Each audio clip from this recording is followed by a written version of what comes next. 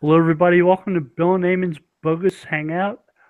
We've got a crew already here today. Uh, Doc Sheldon, Steve Gernser, and Terry Van Horn. Doc, could you tell us what you're up to for the next week? Kicking off a new project and a new client and consolidating some sites and just continuing on with the SNC thing. Pretty much trying to stay out of trouble, holding that honeydew list at arm's length. Steve? Well, let's see. This week, I'm doing a little internal marketing, trying to improve my customer base. And this weekend, I'm heading up to a arts and crafts fair to meet one of my clients that I have yet to meet in person. But he's going to be within a couple of hours here showing his wares. So I'm going to make the trip and go spend a morning with him, working in his booth, helping him sell his stuff. You get some good hands-on experience seeing what he's got to sell. It's good. Exactly. That'll make it a lot easier for me to make suggestions and offer ideas for ways we can improve things, because I'll have a better understanding of both his customers and his product. Yeah. Very nice. Terry, what are you up to the next week? Oh, still working on a site, trying to make it so it'll pass the security test. That's a nuisance, man. Wow. Find this stuff. I had to resort to searching in through the database now. Obscure images. Yeah, they aren't in the, can't find them in the program, so you have to look through the database, figure out where they might be, and fix it. So, It doesn't sound quite right. no, but that's WordPress. And developers who think that it's a good idea to use the full URL. Boys, I can tell you from experience, it seldom is a good idea to use a full URL. Seldom. Because you end up rooting through fucking hay looking for a needle. And it really ties your hands. So, just saying. Yeah, I had a don't even need a client. Okay. I had a client that converted to HTTPS, only to discover that almost every single image on their website was hard-coded to HTTP, and basically had to go back through every single page and recode everything.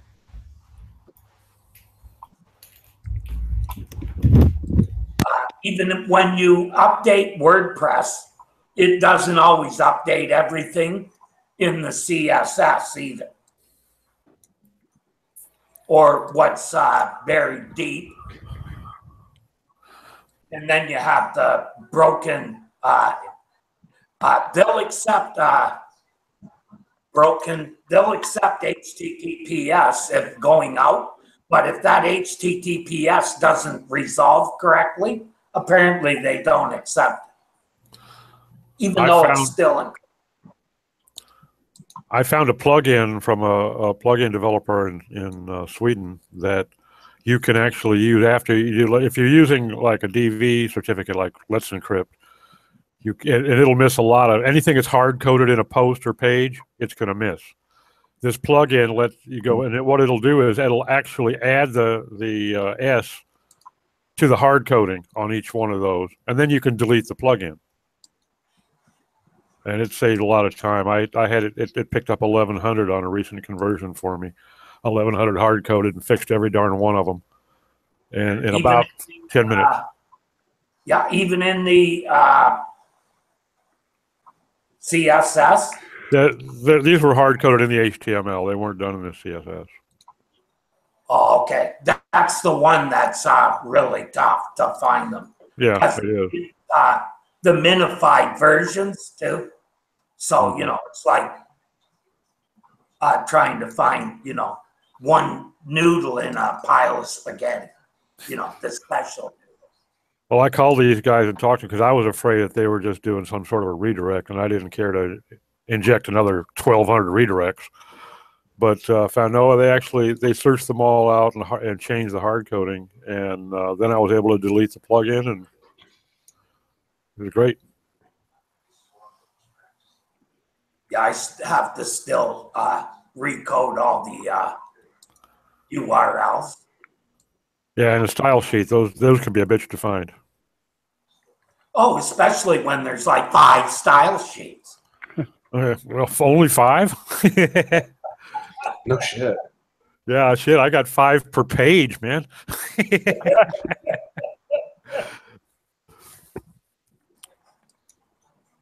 Hey, Fab. Hello, hi guys. How you doing? I've been joined after a while. It's been a while now, probably a month or more. Too much work, too much travel. It's good seeing you. How have you been? You have a good time in Brighton? Yeah, Brighton was good fun. Yeah, we were missing you guys, but it was good fun. It's getting bigger and bigger. That's the feeling I have. There's still the old bunch of people. So if you want to have a late drink on the pre-event night, and you're still gonna meet the same old people that enjoyed that type of drink and everything. But then, during the conference there was like so many people that it's difficult to keep up with everyone. But it was good. I think it was good. I didn't stay for the after party because I was super tired. Yeah. But yeah, it was good. Next time, what happened, Bill? Was your passport the main? That was the main problem. Yeah. Yeah. Okay. Cool. Yeah, I heard that you had some issue with that, and then I guess so. Like we actually have a colleague as well. She, like you, there's always something coming up with that, and then, you know. I see. Yeah, and apart from that, same old. Same, doing the same stuff. Not much of my. Also, you didn't go, Bill? No, I didn't. Oh. No, I'm gonna give a webinar instead on Monday morning with Kelvin Newman. Oh yeah. That's nice.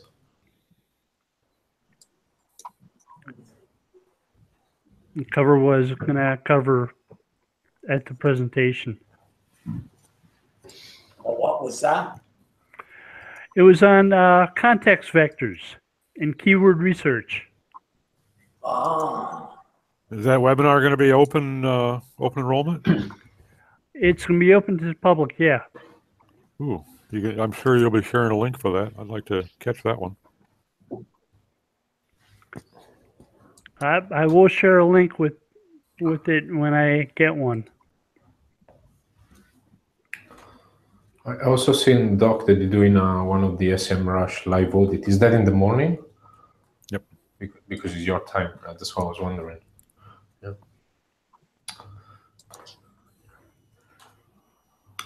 Nice.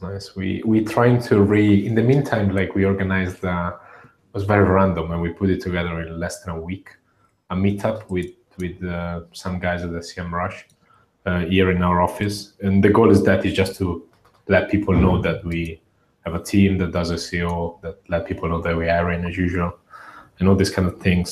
So I'm probably going to do more of that stuff. But even though I'm not really into, creating another meetup or marketing conference, like that's the last of my of my interest, right?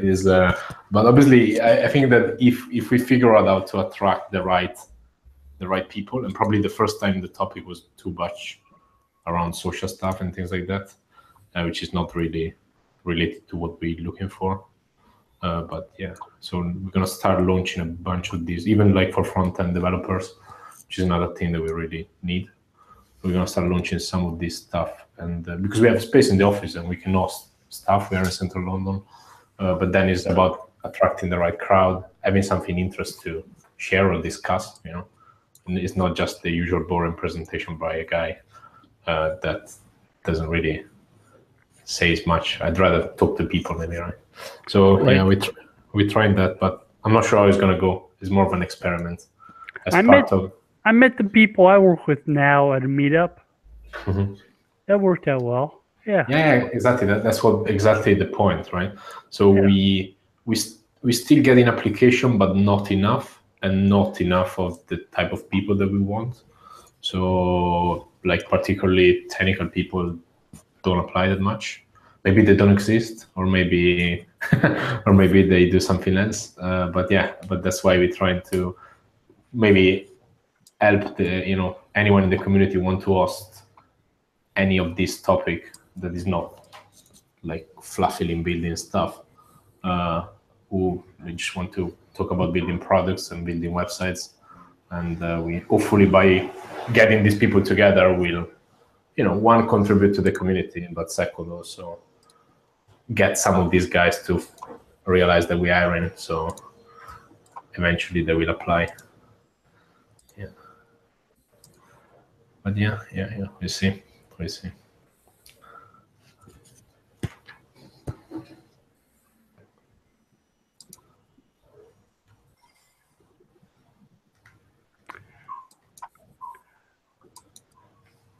So, Doc, how's the new site going? Which one? SNC? Yeah. Going good. It's recovering a lot of the traffic that, because a lot of it's cashing in a little bit on the reputation that it established years ago. So we've gone. I think we were seeing an average of about 60 to 70 visits a day until we actually relaunched here, and now we're up to almost 1,000 a day. Nice. So that's helpful, Yeah. encouraging, and having fun. Still dialing it in. Got a guy that's working with me a little bit. A friend of Kim's that is helping me out with some stuff on the developer side, doing some coding and fixing some issues.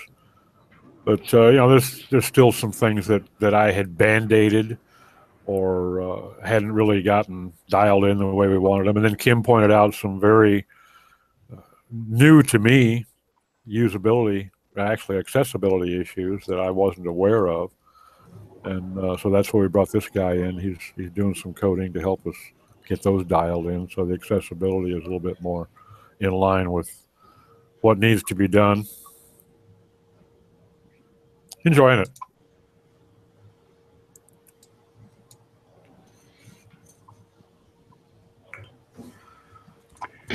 You've been getting some interesting topics. People have been writing articles. Well, we're not getting as much as we had hoped for, initially, but a lot of that I think is on our end because we hadn't put out a formal calendar saying, hey, your due date for a piece is, the 26th of the month. And we've been kind of trying to get people to say, I can do things in the second week of the month easier than I can any other time. But we're not getting that feedback, so we're just going to come out with a calendar and then we'll adjust it as needed to try to compensate. But yeah, we are getting some good stuff. Kim does a weekly on accessibility and usability, which is some good stuff. Just got one from Steve last night. It'll be coming out Friday. That's on RLSAs. It's going to be interesting. I did one on security the other day, actually a two-parter. Yeah, but so yeah, there's some good people on the list, some folks that know what they're talking about. So I expect we're going to have some great content. The whole goal is to have some searchable stuff, some cornerstone content that people can come and search our repository and find an explanation of or a how-to on different aspects. Right. Do you see any challenge in keeping that stuff updated, or? There's certainly going to be, there's going to be times when that's going to arise, Fab. I'm hoping that the people, everybody's got their little niche they specialize in. So, like, for instance, if something something just recently did come out new, a proposed bill that's going to affect accessibility quite a bit. And Kim's into that stuff, so I'm hoping if something happens tomorrow that changes what she published a couple weeks ago, that she's going to come out with an update on that. And a lot of that's going to be depending upon the authors. But yeah, it is a bit of a challenge. Yeah. The reason why I'm asking is that so initially when we had literally one person SEO team, aka me, like I was basically going randomly across the board fixing stuff, right? Or like working with people to fix stuff plus building new stuff. And now like we got to the point where we have enough people to start writing some documentation. And this is quite important to us because we have this very weak code ownership within all site components. Anyone can go and screw up one of our site components because they're releasing stuff that impacts KPI of their team.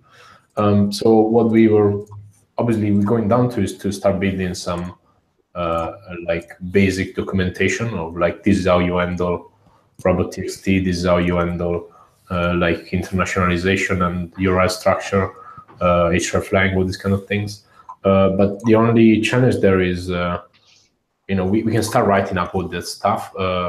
The only concern is that some of this stuff I don't think is actually going to change, because if you take documentation from 5-10 years ago, it's probably fairly relevant. But then the concern is that on some other stuff, are we going to create something that's going to be old in 3 years' time? I don't know. I don't think there's anything that tomorrow will become, apart from that like fancy new stuff that could disappear, like AMP or those kind of things. We're not going to write AMP documentation because we haven't even used it so far, and we're still not sure on when and how, right? So.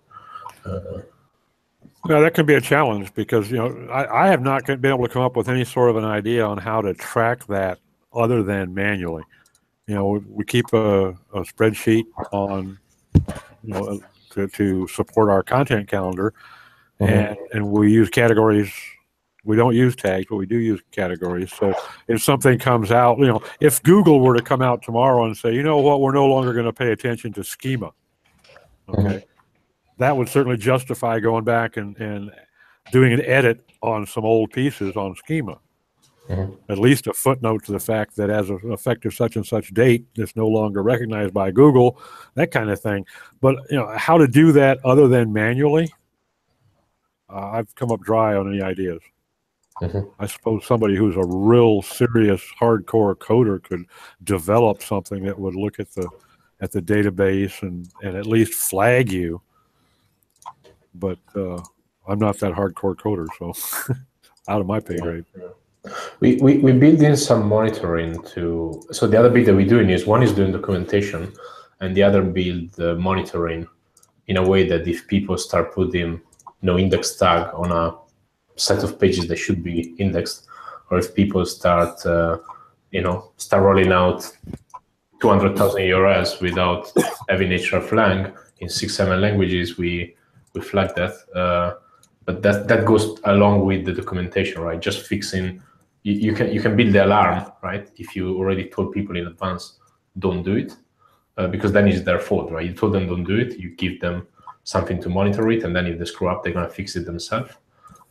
Versus us going and fix stuff, because that takes time from our engineers in our team that we generally don't want to. But yeah, interesting.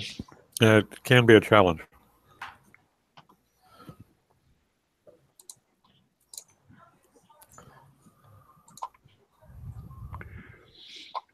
I saw a presentation at the Semantic Technology and Business Conference last year. The guy who's the head of Yahoo's knowledge graph and knowledge panels that they might show was asked by somebody, what happens if some world-changing event takes place and you've got to update the knowledge graphs you have and knowledge panels you have? How do you do that? He said, right now, manually. Wow, from Yahoo's standpoint, that must be a sizable task, eh? I would think so, yeah. Yeah. Actually, on that subject, one of our guys was looking into using APIs like Watson or any sort of knowledge API or keyword API, like the Bing one, Google or IBM Watson, and then what we realized is that now we're starting to push out like a ton of content, getting to the point where we started to make 10 articles a month. Now we're reaching almost 200 a quarter in 6-7 languages, and then maintaining that content. So now we keep pushing out because we had 0, but then at some point all that content will become old. How do we realize if that content is dropping because the information is old, if that content is doing well? So what one of our guys was thinking to do is to basically use any sort of like rank tracking, just to understand who is out there on the first page for those particular keywords, and then run all these sites through any of these machine learn somehow knowledge API, and then find out if changes in ranking can somehow be attributed to this thing changing from that point of view. So if we basically run like Watson API against top 10 results for a large set of keywords, is it because now this type of content requires some sort of additional stuff that we don't have, or is this kind of things is not very well proven? Is more of a concept for now. I think even from us, we're not anyhow doing anything that crazy. It's more difficult to just build content for now. But like we realized at some point that even the stuff that we published like 18 months ago, we have 0 time to figure out if it's still ranking, why it's ranking, shall we spend time on it, how can we improve the quality of this content, and it's going to be increasingly challenging if we have to do this for 5 years worth of content publishing. Now I think that in 7 to 9 months we published 1,400 articles just on the blog. So we have no idea on how these are doing. So they're writing articles without doing keyword research. They obviously do, yeah, but we don't do any SEO. We don't do anything. We just do our core keyword research. Plus, we have. I would say, right? You're doing the process. Yeah, I get it. So what we're not doing. If you reverse what you just said and did it first, and then wrote the articles, you'd be much further ahead. No, hold on 1 second. We don't optimize anything after right now we're just launching stuff. We don't go back to see any performance that are optimized. The only thing that we do is to do keyword research and finding out what to write up front, and then we just launch it. And then after that stuff gets 1 year old, we start maybe going back to it, but we haven't got to that point that much. So everything that we do is because we know that the research volume, and we build it in a way that is going to rank. There's very little stuff that it didn't work. It's more about. But if you look at the results before, right, to beat the top 10, you have to add more value than they have. If you don't know what they have to start, but that's what people. That's what people that be. This is your process. I find a little. No, we're actually doing it. So maybe you're just getting it wrong. It's not that we don't. It's not that we write something that is shit, right? So when we. I didn't say that. I would do the opposite order. So what we do makes more sense to me. If you're worried about how stuff ranks, start by writing it, knowing how it should rank. Yeah, but that's what it. That's what I mean by keyword research. So when these people put together briefs to create content, they do keyword research. They find out the best content out there. They find out all related content out there. They find out top topics for this article to write. So the brief is quite structured. It's not that we send this keyword to a guy that randomly write. I was in your position, I'd be freaking out. You know why? because I have to do all what you just talked about. I do it before, but I have to do it manually because I can't afford Watson. We don't use any Watson at this point in time. So like let's be clear, right? It's all manual, it's all manual and then made. Now is looking at the top 10. That's keyword research. Anything else you find is keyword prioritization. Yeah. So like everything is beyond manual. We have real people that like keep building content, working with writers and like customers and all this kind of stuff. What we were planning to do is at some point to start using any of these machine learning API to figure out how to maintain some of this content, whether anything drastically change. That is the only thing. But like beyond that, we don't. And we were thinking to do this by scraping ranking plus using this stuff. But it's all over concept. We're not really doing it. Right now, every single piece of content is handmade by like a guy doing proper research and like having a very structured brief, plus other people writing it up, editing, doing all the stuff. I automate most of that now. Well, as automated as you can get. Getting a writer to write it can be automated, right? You need to get this guy, getting someone to edit and proofread and check tone of voice, those kind of things. Well, after it's published. If you want to know if it's worth keeping, you can run 3 programs and know.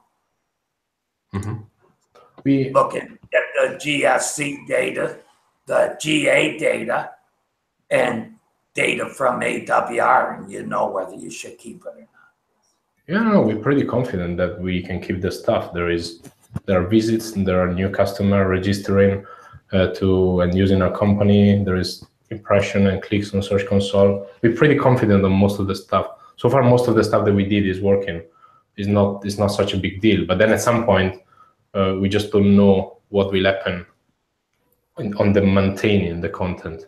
Like if something drops in 2 years' time on a bunch of articles, how do we, without spending one by one time rewriting it, figure it out? That's the only incognito.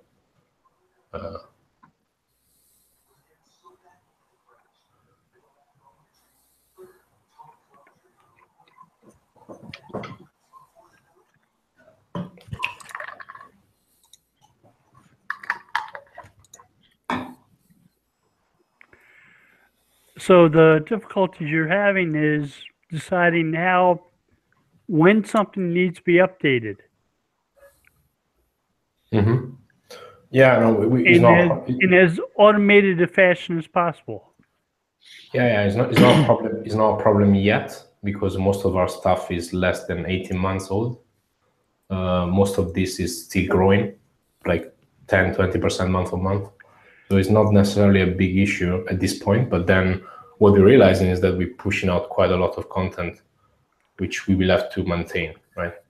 So when you've been writing content, you've been trying to write more evergreen content and less timely.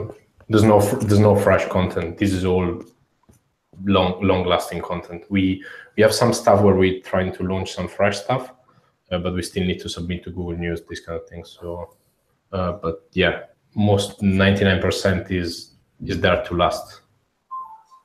Yeah. There's no we have other teams like the one that run ads on social and things like that to write content that tomorrow you could put in the bin and it's got no search demand. But no, our team just focus on what we measure like cost per acquisition of that content. So if we cost X money to make it, we want to on a 12 months get in X return, and then on 24 months, obviously because the content stays out, your cost per acquisition will go down, and then after 24 months it gets free almost if the content lasts. So that's how. But still, we need to find out because there's some content that maybe on a 12, 24 months doesn't give us very good CPA. Like it's too slow at getting user, and then maybe we better off putting money in other topics. That's what we're trying to do. But yeah.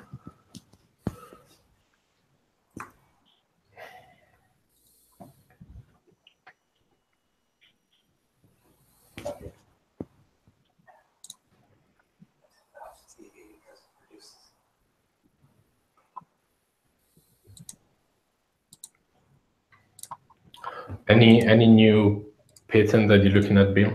Anything fresh coming, or is holiday time? No one submits, or like no one in the actually approves anything exciting in August. There was one that came out last week from Google that said that they would use effectiveness as a ranking signal, as a ranking factor.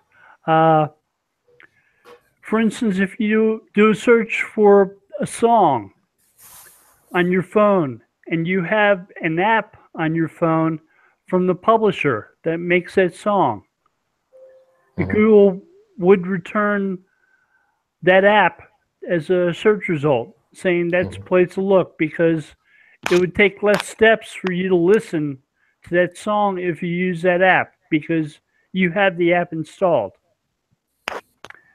They already do it with Spotify, and they ask you where to play it, right, in a sort of knowledge graph type of thing. No? Right. Or the same patent said if you're connected to the person on a social network, they might refer you to that person, that publisher, because you're connected to them. Which reminded me of authorship. What social network? Assuming that Google Plus is probably less popular. I'm assuming that they're referring to Google Plus because they have no control over Facebook or Twitter. Yeah. That's... Well, on Twitter they have API for search results, but not necessarily for other stuff, I believe, right?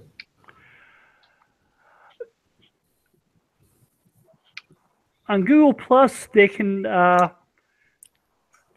tell who's connected to other people.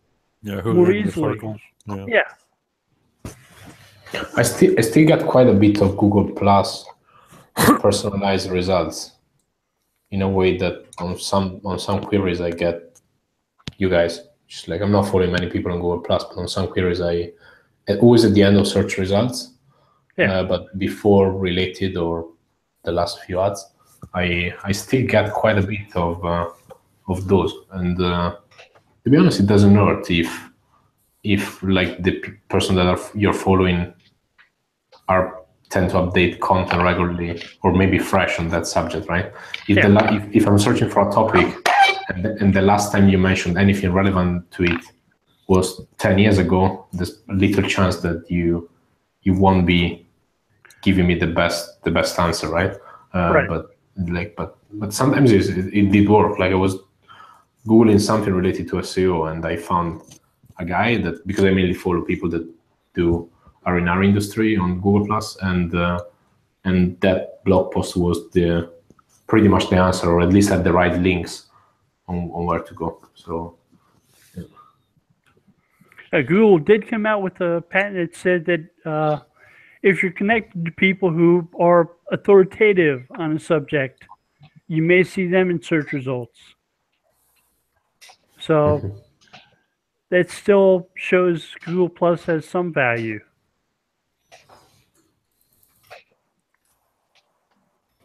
Yeah, you're not seeing Facebook results from people, though. Well, I guess they're pretty careful not to make sure it happens, right? Yeah. That's part of it.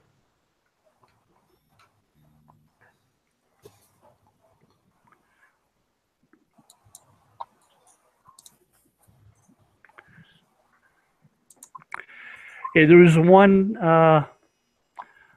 on query rewriting with entities. Paul Hare last year at SMX West gave a presentation where he told people that one of the first steps Google takes in providing search results for a query is seeing if the query mentions an entity. And when it does mention an entity, they might do certain things to that query that they wouldn't normally do for other queries that don't mention entities. And this was a updated patent, and I'm trying to figure out how it changed from 5 years ago. Trying to read the claims and see, because it's worded differently, but it doesn't necessarily straight out say this is what's different. So I came across that this morning, and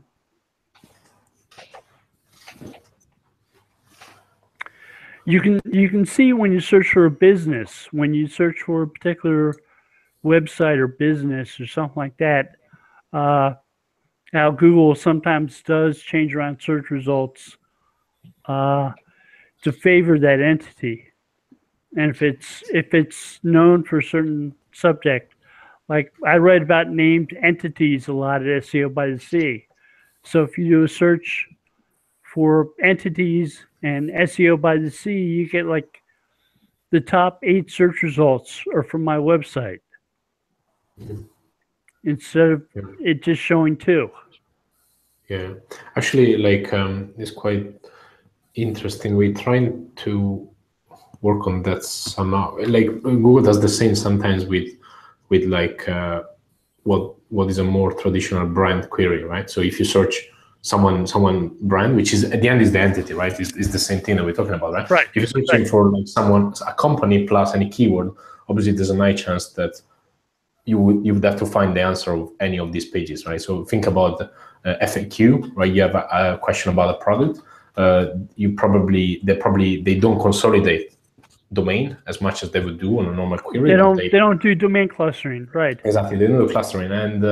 And what we find out though is that some people they tend to have very poor content on this. So if you write very good content on that particular query, even though usually they would give 7-8 results, you can beat these guys because people start doing less clustering, or like you easily beat some of the cluster domains. It's quite unusual otherwise that you would beat someone domain, right? Because that equal almost to doing a site search. Their site search plus keyword, right? But then in this case, we manage on some stuff almost to overrank them. Because they basically the answer to that query on their site is terrible, right? Or at least is not that rich, right? Does your site get many featured snippets? We do, yeah, quite a lot, particularly in UK, but I think across the board we're getting quite a lot. Quite a bit. Are you writing to take advantage of that, like bulleted lists? Yeah. So pretty much all content got tables or bullet points, plus that is long form block content, and then on some landing pages we also have bullet point, I think, or we have a block of image plus snippet of text, which usually get picked up quite well. But we haven't done it. We don't do it necessarily for some of these happened by accident in a way that people wanted to show that content in the best possible way, and the table was the best possible way, right? We haven't forced them to use the table. Obviously, these days that we have a full team working on this stuff. Before there was no SEO in the past, before 2 years ago, right? So stuff done in the past has got feature snippet by accident. Recent stuff, we tried to work on it. The only thing that we find a bit weird recently is when Google is using a different image from a different website on your feature snippet, and that is fine because I guess from my understanding is that the reason why they do it is that most of the site, they realize probably that with image there's more click-through rate and people understand better, or they can give you more context. And most of the site, maybe they got the snippet, but they don't have the image, right?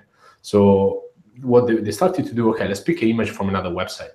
But then what we saw happening on some of these is either the image from the other, so they're not always they're already not amazing and building that snippet. Sometimes the snippet good quality answer. Sometimes it's not very good quality. So sometimes the quality of the answer is not that good. On top of it, they pick an image from another website where they're always, most of the time that we have seen it, not very good at choosing it. And then what is going to end up is a shit answer from our website plus a non-relevant image from a third website, from a second website, right? And that's like, and a probably similar thing to what was happening to Knowledge Graph day one, where most of those queries, they were, from my point of view, the quality wasn't that amazing, but they're trying. We have seen this happening more and more on some of the, not necessarily on the pages that are about our product, but we have some content that is basically knowledge, like known proprietary knowledge. Like if you look for Paris, right, things like that, they tend to be more creative in fishing from somewhere else. And but that's, yeah. So far, I'm not that happy with that but equally it can be dangerous, right? You could have a competitor. That is the site listed there with an answer, and you could inject an image that could discredit their website. So you could say this competitor is terrible, and you could have this guy saying, "Oh, we can do this thing very well," right? And we have few instances where we have price comparison on our website, and we got some of these price comparison images going across other people snippets. That means that Google is recommending someone else's website to send money abroad, but then next to it there's an image of our price comparison showing that we are cheaper and better than them. It's quite funny.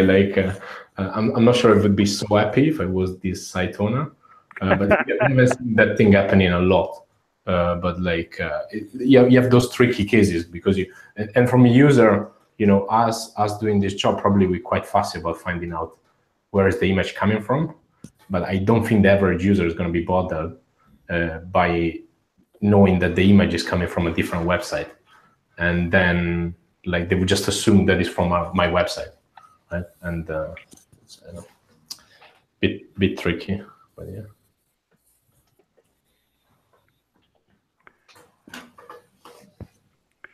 Hi, Christian. How are you today? I'm great, thanks. A little warm here, but it's good. How are you? How's everyone? Good, thank you. You in Arizona? Yep, I'm in Arizona right now. That was interesting what I walked into. It's kind of fun to be on the side of trying to create things and then also leaving that arena for a while and then just being on the user side. And yeah, I don't care where the image is coming from to a certain degree.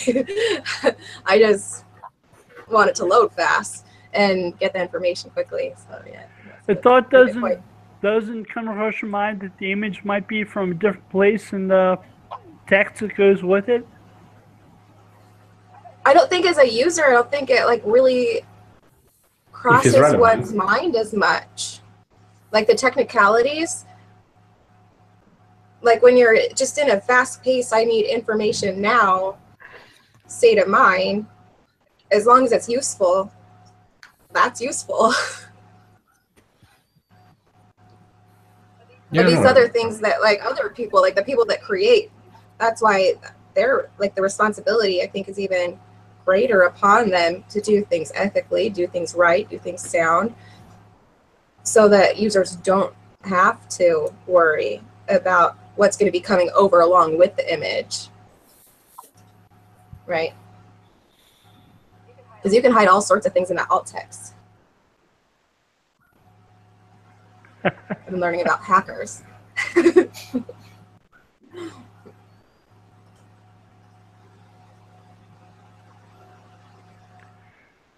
Yeah, I'm busy trying to teach people to use good alt text in the audits. Yep. In the audits, I do. I'm showing them the pictures and then the alt text they're using. I'm not happy with it. Well, when I first started trying to learn, Yeah. I didn't know the first thing about how to do it right, let alone why I was doing it. I didn't understand that alt text, like how much importance it really has. So getting your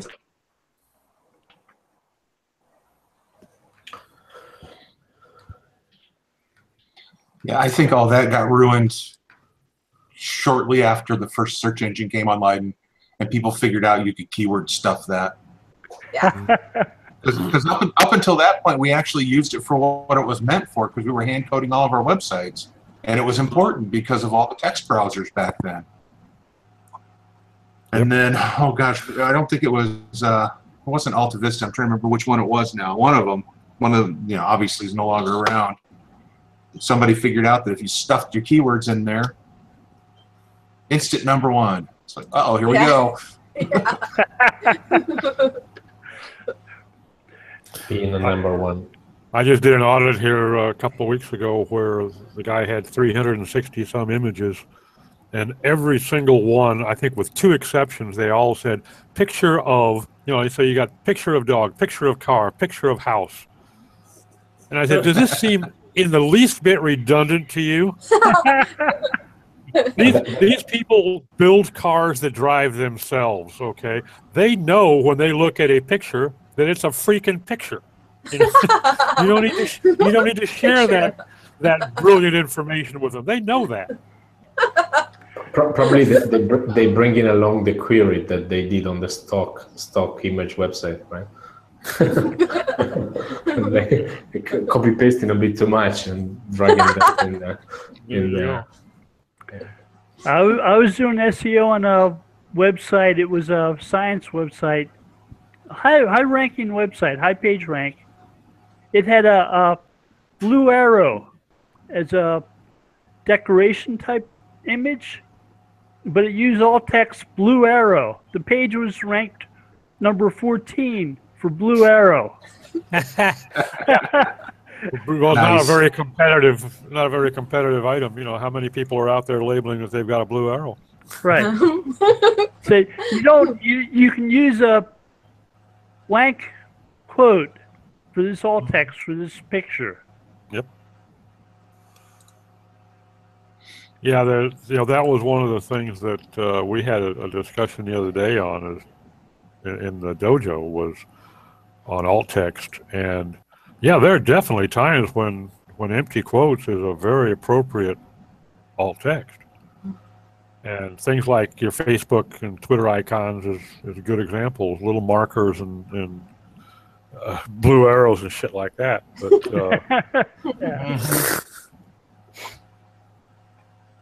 people tend to they either go overboard one way or the other. They'll either ignore them entirely and get themselves in trouble, or they'll go totally overboard and you end up with blue arrows.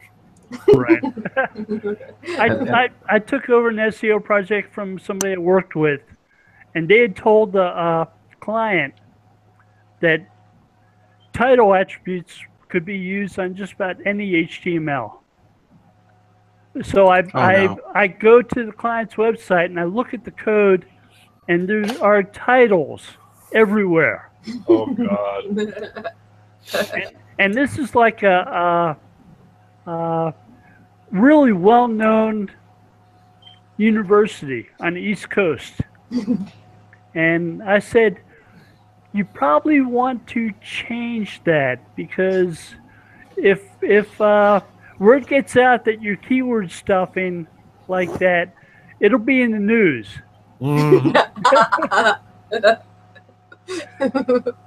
You can use the title like that. You don't have to.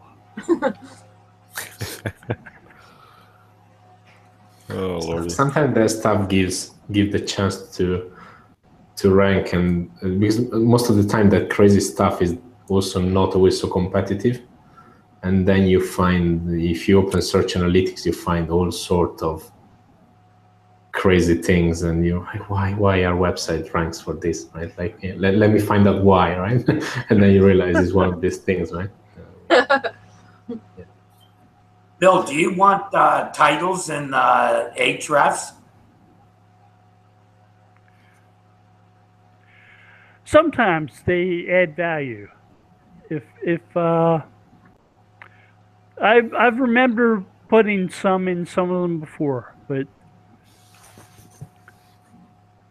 For accessibility. That's why I was told you should be using them. I said, well, what about anchor text?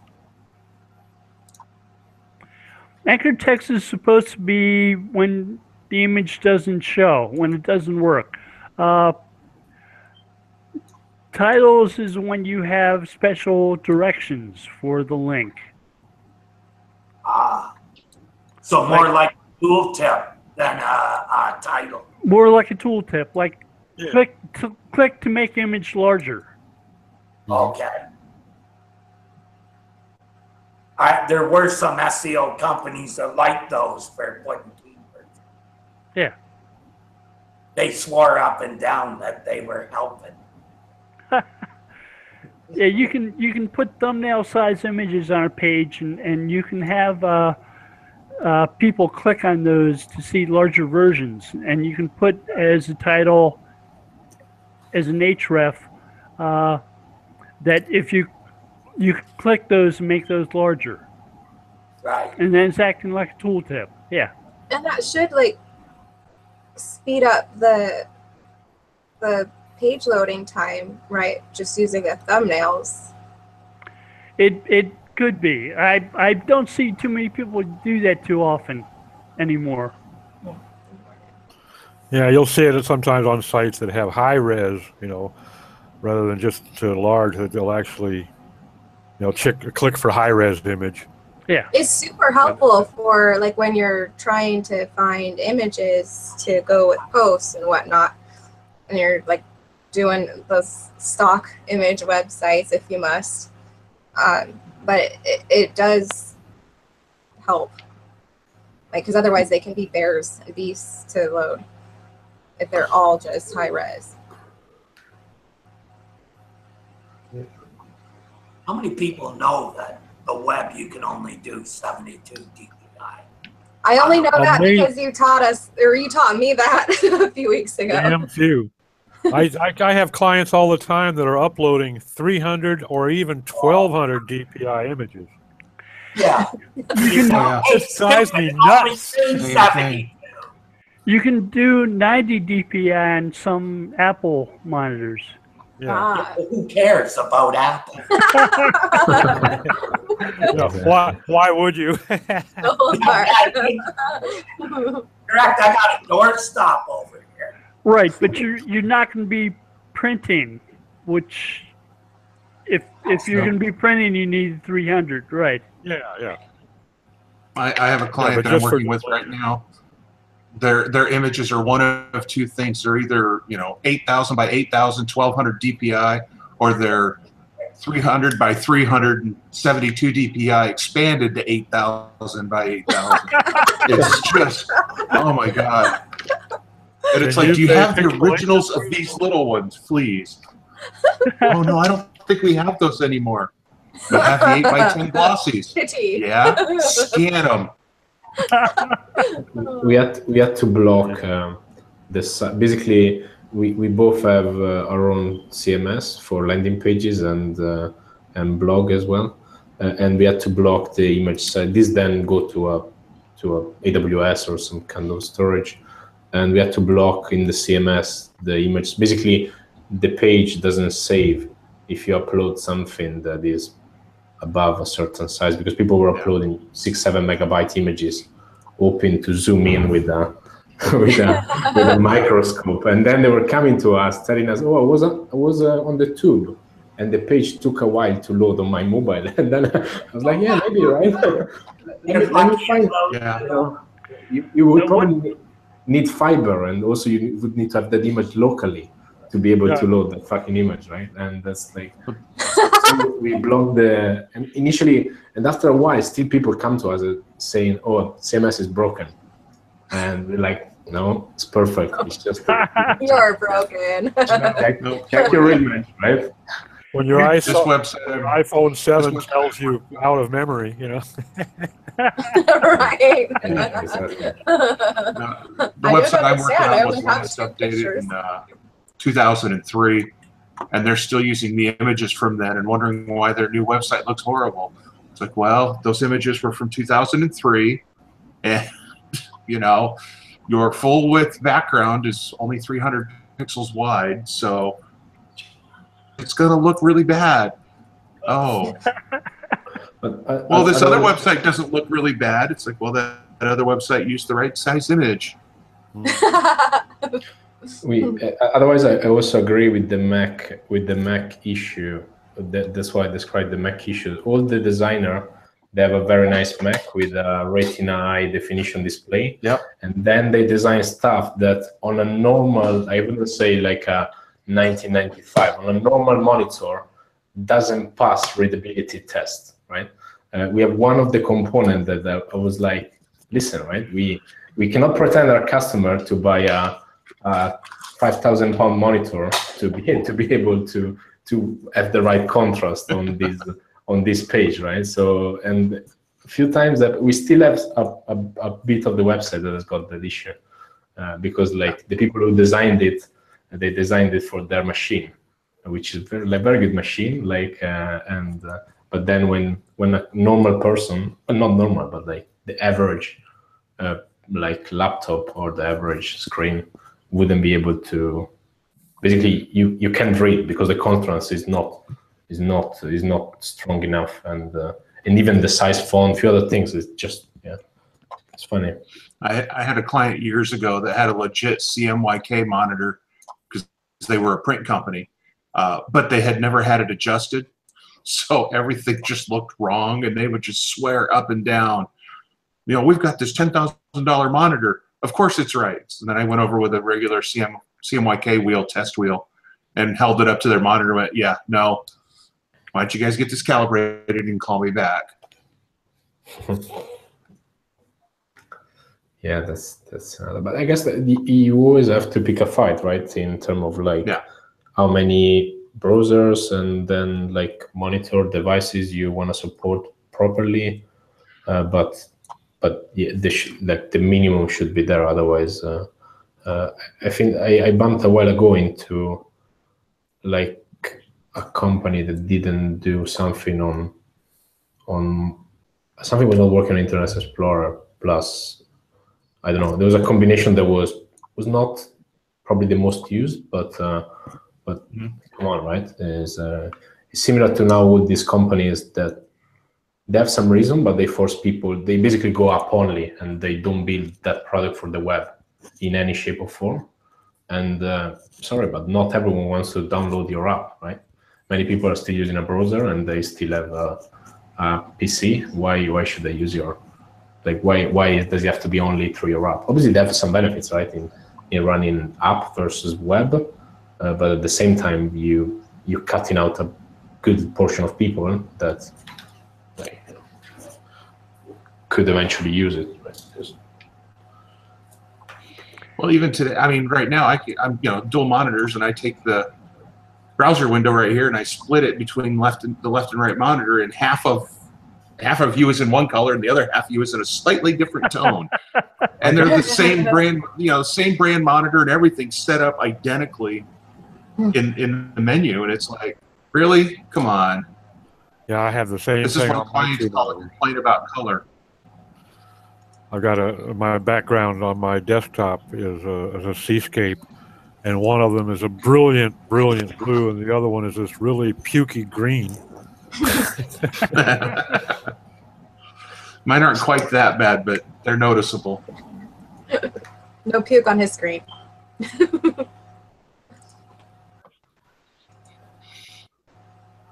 Well, I hate to be the bearer of the bad news, but it's 1 o'clock.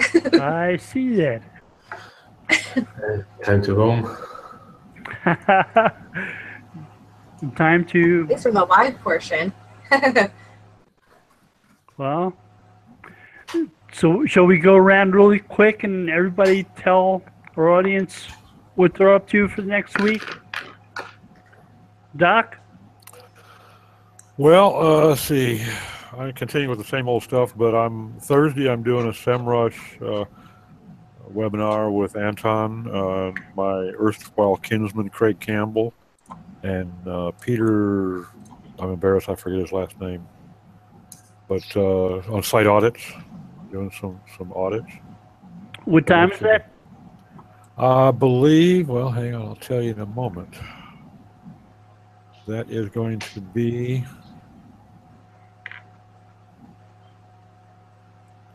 at It's probably 9 a.m. UK. 9 a.m. Pacific time. Oh, Pacific time. And on which day? Thursday? Thursday. On Yeah. Thursday, yeah. Oh yeah, it's 5 p.m. UK. Yeah. Unfortunately, I don't have. I'm showing Peter's email, but not his last name, and I'm embarrassed. Starts with Oh, T, I believe. think I know who you're talking about. Like his last name is on the TV.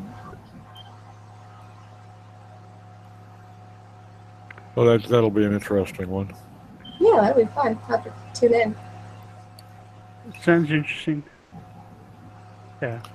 I'm going to be focusing pretty much on speed, and Peter's going to be going after more of the optimization aspects. Fabrizio, Yeah. what are you up to for next week?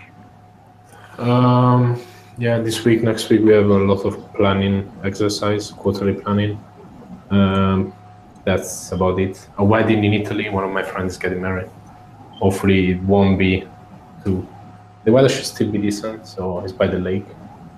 I quite look forward to that, and hopefully because we went to the stag do 2 weeks ago, and it's like 2 weeks that I cannot move this part of my neck and shoulder. So I hope the wedding is gonna be way better in terms of like letting me come back to London in a good physical shape. Less physical, eh? Yeah, exactly. I hope that I'm gonna enjoy it, but I'll be able to walk on Monday. Hope so. Yeah. Christian, what are you up to for next week? Yeah, I'm actually doing something this week. I'm finishing up an interview and editing it. So that'll be for the continued series of people of Right Kit. Very fascinating culture.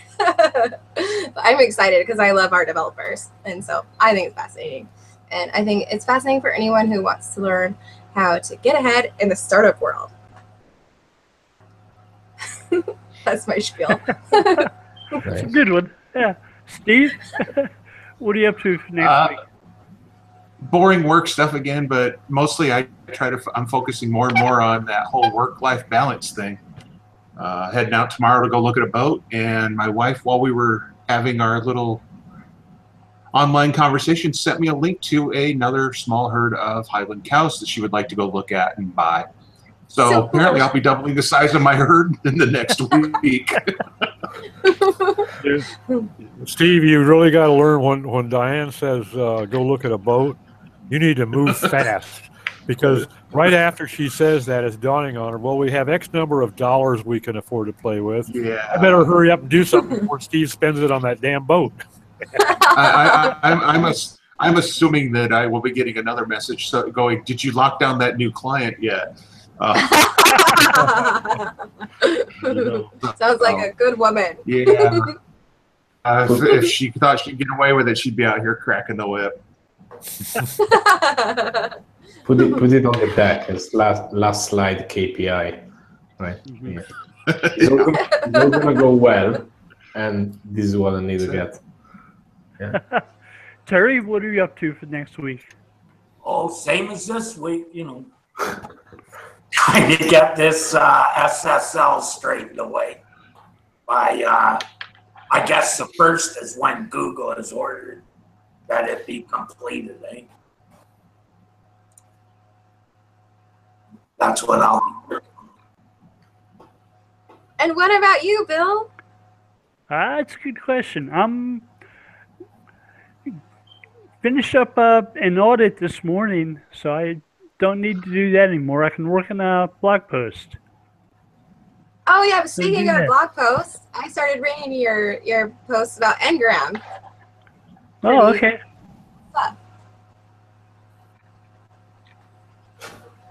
So I'm looking And- forward to your next one. Thank you. Well, that's it for today, everybody. Thank you. Have a Bye-bye. good Have a week. great one. Bye now. Have a good week. Live long and prosper.